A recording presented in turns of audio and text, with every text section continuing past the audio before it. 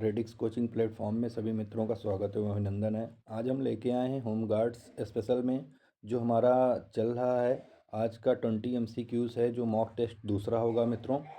One हो चुका है, वन जो हो चुका है, आज हमारा दूसरा मॉक टेस्ट है जो हम लेके आए हैं 20 क्वेश्चंस के साथ, 20 MCQs, वो भी सिलेक्टेड क्वेश्चंस के साथ मित्रों।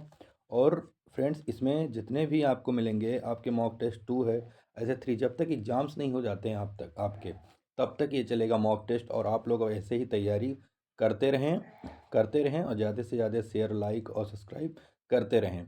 जो लोग हमारे चैनल पे नए हैं वो लोग सब्सक्राइब और बेल आइकन को भी प्रेस कर लें, ताकि ज़्यादा से ज़्यादा नोटिफिकेशन को मिलता रहे। जैसे ही अपलोड हो वीडियो तुरंत आपको नोटिफिकेशन मिल जाए और आप लोग अच्छे से तैयारी कर सकें। चलिए बिना किसी लेट के स्टार्ट करते हैं आज का पहला क्वेश्चन। आज के पहले क्वेश्चन में है कि दिल्ली सल्तनत का संस्थापक कौन था। ऑप्शंस ए है कुतुबुद्दीन ऐबक, इल्तुतमिश, बलबन या बाबर। तो इसका राइट आंसर करिए मित्रों। टाइम भी कम लगेगा और हमारी तैयारी भी अच्छे से होगी फ्रेंड्स, और हमारी तैयारी अच्छे से होगी और हम एग्ज़ाम को क्रैक कर पाएंगे। तो आप लोग तैयारी करते रहें। और संडे में हमारी पूरी कोशिश है मित्रों कि संडे में हम एक मैराथन लेके आएंगे जो आपके कई सारे 50 क्वेश्चंस के मैराथन्स रहेंगे। उनमें आपको 50 क्वेश्चंस आपका टेस्ट होगा कि कितने फ्रेंड्स हमारे हैं ऐसे हैं, कितने कि जो आपके 50 क्रैक कर रहे हैं 50 क्वेश्चंस। तो पूरी कोशिश रहेगी। चलिए आज का चलते हैं पहला क्वेश्चन की तरफ हम लोग फ्रेंड्स, कि दिल्ली सल्तनत का संस्थापक कौन था। तो ऑप्शंस ए है कुतुबुद्दीन ऐबक, इल्तुतमिश, बलबन या बाबर। तो इसका राइट आंसर करिए। चलिए फ्रेंड्स, तो इसका राइट आंसर होगा option number A, Qutubuddin Aibak. Option number A is the right answer friends, Qutubuddin Aibak है। चलिए आगे बढ़ते हैं क्वेश्चन नंबर 2 की तरफ। क्वेश्चन नंबर 2 कह रहा है कि कुतुबुद्दीन ऐबक किस वंश का शासक था। जितने भी क्वेश्चंस फ्रेंड मिलेंगे इसमें, ये सारे के सारे सिलेक्टेड क्वेश्चंस हैं और आपको कोई हिचक नहीं होगा यूपी होम गार्ड क्रैक करने में। सभी को 100% है कि सभी का सिलेक्शन होगा। बस आप ऐसे ही प्यार बनाए रखिए रेडिक्स कोचिंग प्लेटफॉर्म पे और आपकी तैयारी होती रहेगी। जितने भी क्वेश्चंस हैं वो सिलेक्टेड क्वेश्चन हैं जो आपके बुकलेट एग्जामिनेशन हॉल में क्वेश्चंस मिलने वाले हैं। कुतुबुद्दीन ऐबक किस वंश का शासक था। ऑप्शंस ए है गुलाम वंश का, ऑप्शंस बी है फ्रेंड्स खिलजी वंश का, ऑप्शन सी है तुगलक वंश का, या ऑप्शन डी है फ्रेंड्स सैयद वंश का। तो इसका आप लोग जल्दी से राइट आंसर करिए कि कुतुबुद्दीन ऐबक किस वंश का शासक था। चलिए गुड। चलिए इसका सही उत्तर होगा फ्रेंड्स गुलाम वंश। इसका गुलाम वंश का। चलिए बिना किसी लेट के हम बढ़ते हैं क्वेश्चन नंबर 3 के तरफ। क्वेश्चन नंबर 3 कह रहे हैं फ्रेंड कि लौह एवं रक्त की नीति किस सुल्तान से संबंधित है। लौह एवं रक्त की नीति किस सुल्तान से संबंधित है। अलाउद्दीन खिलजी, बलबन, मोहम्मद बिन तुगलक या फिरोज शाह तुगलक। तो ये बताना है कि लौह और रक्त की नीति किस सुल्तान से संबंधित है। कौन सा ऐसा सुल्तान था जो लौह और रक्त की नीति चलाई थी। तो चलिए इसका राइट आंसर करिए। ज्योति मौर्य, ठीक है। अमन शर्मा, रविंदर, गुड। सभी के अच्छे आ रहे हैं। चलिए आप लोग भी करिए। जो ऑनलाइन देख रहे हैं यूट्यूब पे वो लोग भी करते रहें, कमेंट में आंसर देते रहें फ्रेंड्स। चलिए तभी हमें पता चलेगा कि आप कितनी तैयारी कर रहे हो फ्रेंड्स। चलिए इसका तीसरे का आंसर करिए, थर्ड का। तो जो थर्ड का राइट आंसर होगा friend Balban. Option number B is the right answer है फ्रेंड्स बलबन। चलिए आगे बढ़ते हैं। क्वेश्चन नंबर 4 कह रहा है कि पानीपत की प्रथम लड़ाई 1526 किनके बीच हुई। डेट तो आपको याद रहता है कि कब हुआ, बस किसके किसके बीच हुआ ये कन्फ्यूजन होता है फ्रेंड्स काफ़ी स्टूडेंट्स को। जो हमारे कलीग्स हैं, मित्र हैं, भाई हैं, बहन हैं, तो सबको ये कन्फ्यूजन होती रहती है। चलिए तो इसका राइट आंसर करिए। ऑप्शन ए कह रहा है बाबर और राणा सांगा के बीच, बाबर और इब्राहिम लोदी के बीच, अकबर और हेमू के बीच, बाबर और महमूद लोदी के बीच। तो 4 का राइट आंसर करिए मित्रों। चलिए 4 का राइट आंसर गुड, सभी का सही आ रहा है, ठीक है। Option number B is the right answer. Babur और इब्राहिम लोदी के बीच हुआ था 1526, यानी B option is the right answer. चलिए आगे बढ़ते हैं फ्रेंड्स। क्वेश्चन नंबर 5 कह रहा है कि दीवान ए खैरात की स्थापना किसने की थी। दीवान ए खैरात की स्थापना किसने की। ऑप्शंस ए है अलाउद्दीन खिलजी, मोहम्मद बिन तुगलक, फिरोज शाह तुगलक या बलबन। तो इसका राइट आंसर मित्र करिए फ्रेंड्स, इसका राइट आंसर करिए आप लोग कि दीवान खैरात की स्थापना किसने की।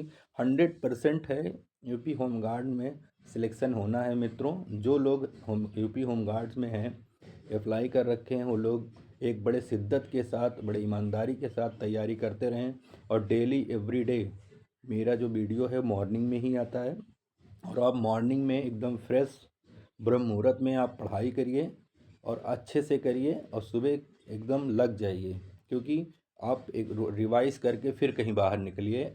ठीक है, तो आप ऐसे तैयारी करते रहें और लगे रहें एकदम शिद्दत के साथ, आपका सिलेक्शन पक्का है। तो दीवान खैरात की स्थापना किसने की, इसका आंसर करिए मित्रों। तो क्वेश्चन नंबर 5 का जो है राइट आंसर वो होगा option number C, Firoz Shah Tughlaq. इसका C option is the right होगा, फिरोज शाह तुगलक मित्रों।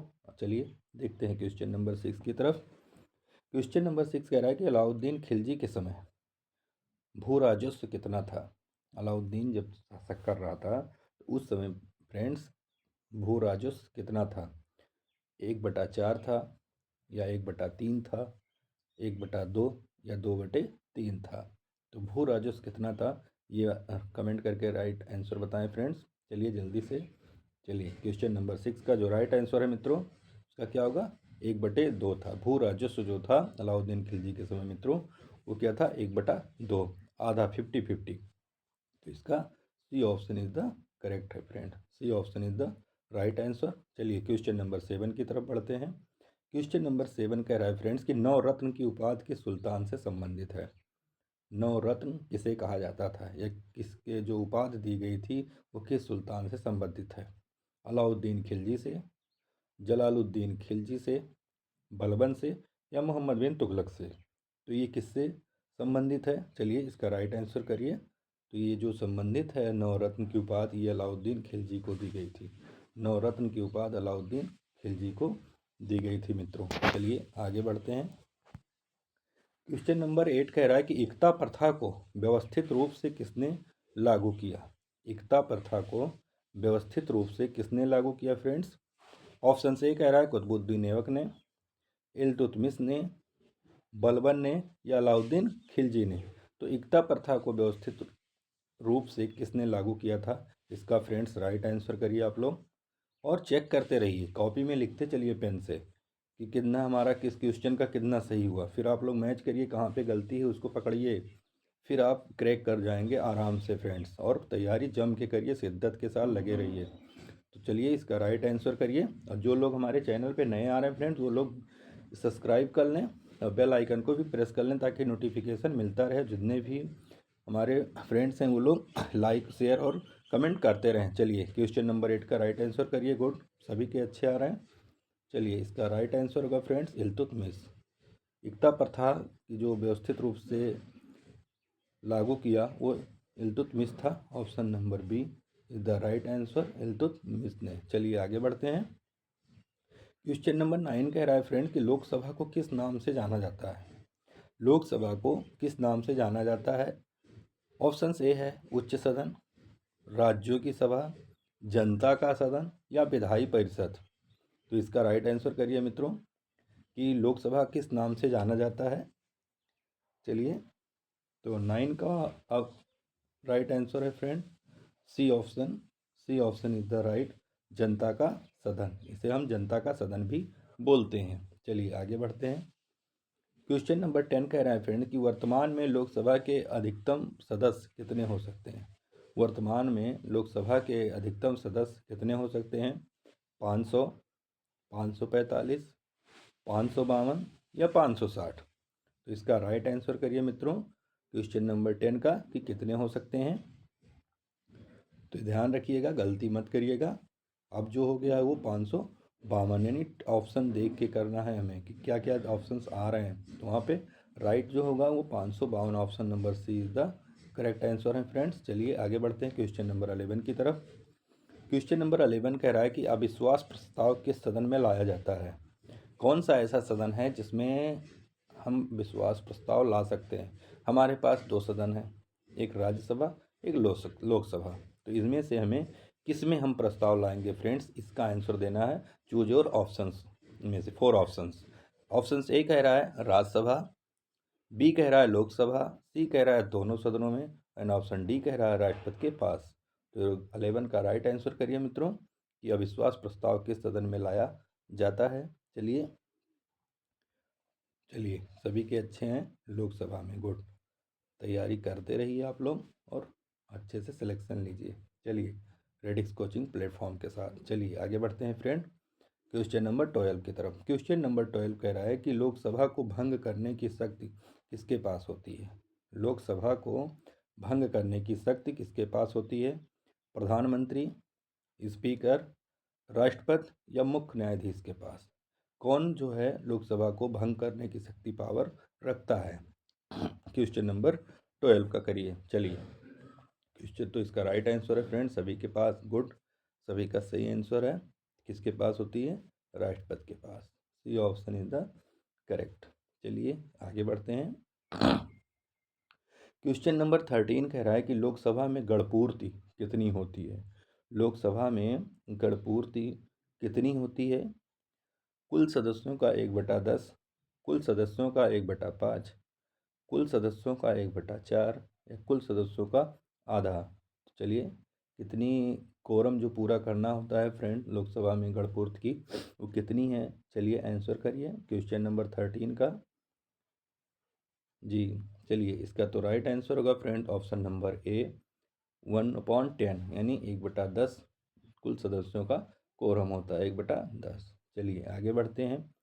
क्वेश्चन नंबर 14 कह रहा है फ्रेंड कि भारत का सबसे बड़ा मैदान कौन सा है। भारत का सबसे बड़ा मैदान कौन सा है। ऑप्शन ए है दक्कन का मैदान, तटीय मैदान, गंगा का मैदान या थार का मैदान। तो क्वेश्चन नंबर 14 का राइट आंसर करिए। चलिए तो इसका राइट आंसर है फ्रेंड सी गंगा का मैदान। Option number C is the right, Ganga का मैदान। चलिए आगे बढ़ते हैं। क्वेश्चन नंबर 15 कह रहा है कि अवशिष्ट पर्वत का उदाहरण कौन सा है। हिमालय है, आरावली है, ओल्पस है या राकी है। तो इनमें से अवशिष्ट पर्वत, ये अभी हाल ही में न्यूज़ चैनल में भी फ्रेंड चल रहा था। तो चलिए इसका आप लोग को आंसर पता ही होगा। नहीं पता है तो अभी तो यहाँ से पता चल जाएगा क्लासेस से, लेकिन आप लोग भी, ये भी हाल ही में न्यूज़ में ही चल रहा था। और ये किस स्टेट का है, राजस्थान का, इतना हम दे रहे हैं आपको हिंट। चलिए आप लोग फ्रेंड्स राइट आंसर करिए और कमेंट में ज़रूर बताना कि ये कहाँ का है। ठीक है, चलिए किस स्टेट का है। ठीक है चलिए, तो अवशिष्ट पर्वत का उदाहरण कौन सा है। चलिए तो इसका राइट आंसर है friends Aravalli. Aravalli, B option is the correct. Aravalli, Aravalli किस स्टेट में है फ्रेंड्स, आप लोग कमेंट करके ज़रूर बताएं कि आरावली हमारी किस स्टेट में सिचुएटेड है। चलिए आगे बढ़ते हैं। क्वेश्चन नंबर 16 कह रहा है कि टेबल लैंड किसे कहा जाता है। टेबल लैंड किसे कहा जाता है। ऑप्शन से है पर्वत, मैदान, पठार या घाटी। टेबल लैंड किसे कहते हैं। पठार को कहते हैं, मैदान को कहते हैं, घाटी को कहते हैं या पर्वत को कहते हैं। तो क्वेश्चन नंबर 16 का आंसर करिए फ्रेंड्स। चलिए तो इसका राइट आंसर होगा फ्रेंड्स सी पठार। पठार को हम टेबल लैंड भी कहते हैं। चलिए आगे बढ़ते हैं। क्वेश्चन नंबर 17 कह रहा है फ्रेंड्स कि ब्लॉक पर्वत किस प्रक्रिया से बनते हैं। जो हमारे ब्लॉक पर्वत होते हैं वो किस प्रक्रिया से बनते हैं। अपरदन से, अवसादन से, भ्रसन से या ज्वालामुखी क्रिया के कारण। तो फ्रेंड्स इसका राइट आंसर बताएं आप लोग और कमेंट में ज़रूर बताएं। ठीक है, आप लोग देते रहें कमेंट में कि किसका, और वीडियो कैसा लग रहा है इसका भी हमें फीडबैक आप लोग देते रहें। और कैसे क्वेश्चंस आ रहे हैं और कैसे क्वेश्चंस चाहिए उसका भी हमें फ्रेंड्स फीडबैक देते रहिए आप लोग। चलिए ब्लॉक पर्वत किस प्रक्रिया से बनते हैं। अपरदन से, अवसादन से, भर्सन से या ज्वालामुखी क्रिया से। तो क्वेश्चन नंबर 17 का जो राइट आंसर है फ्रेंड जी, चलिए गुड, सभी के राइट आंसर हैं ऑप्शन नंबर सी भ्रंसन से। किससे, भ्रंसन से। चलिए आगे बढ़ते हैं। क्वेश्चन नंबर 18 कह रहा है कि इंद्रधनुष बनने का कारण है। इंद्रधनुष बनने का कारण है परावर्तन, अपवर्तन, विपवर्तन या ऑप्शन डी कह रहा है अपवर्तन, परावर्तन व विपवर्तन या तीनों। तो इसका राइट आंसर करिए क्वेश्चन नंबर 18 का फ्रेंड्स। जी, तो इसका राइट आंसर होगा option number D is the right होगा। अपवर्तन, परावर्तन व विपवर्तन तीनों के कारण होता है। चलिए आगे बढ़ते हैं। क्वेश्चन नंबर 19 कह रहा है फ्रेंड कि किस लेंस से सदैव आभासी प्रतिबिंब बनता है। कौन सा लेंस है जो सदैव आभासी प्रतिबिंब बनता है। ऑप्शन ए है उत्तल लेंस, ऑप्शन बी है अवतल लेंस, बेलनाकार लेंस या कोई नहीं। तो चलिए इसका जल्दी से आंसर करिए क्वेश्चन नंबर 19 का फ्रेंड। तो इसका जो राइट आंसर होगा फ्रेंड्स ऑप्शन बी अवतल lens. Option B is the correct अवतल लेंस। चलिए आज के सीरीज में हमारा जो मॉक टेस्ट 2 था उसमें लास्ट क्वेश्चन नंबर 20 है कि वायु से जल में जाने पर प्रकाश की गति बढ़ती है, घटती है, समान रहती है या शून्य हो जाती है। तो इसका राइट आंसर करिए फ्रेंड्स क्वेश्चन नंबर 20 का कि वायु से जल में जाने पर प्रकाश की गति बढ़ती है, घटती है, समान रहती है या शून्य हो जाती है। चलिए तो इसका जल्दी से आंसर करिए फ्रेंड्स। घटती है, यानी B option is the correct. B option is the correct friends. आज का वीडियो कैसा लगा फ्रेंड्स आप लोग कमेंट में ज़रूर बताएं और ज़्यादा से ज़्यादा लाइक शेयर और कमेंट करते रहें। और जो लोग नए हैं चैनल पे वो लोग सब्सक्राइब कर लें और बेल आइकन को प्रेस कर लें ताकि नोटिफिकेशन उनको मिलती रहे। ओके ओके फ्रेंड्स, मिलते हैं नेक्स्ट वीडियो में। तब तक के लिए जय हिंद।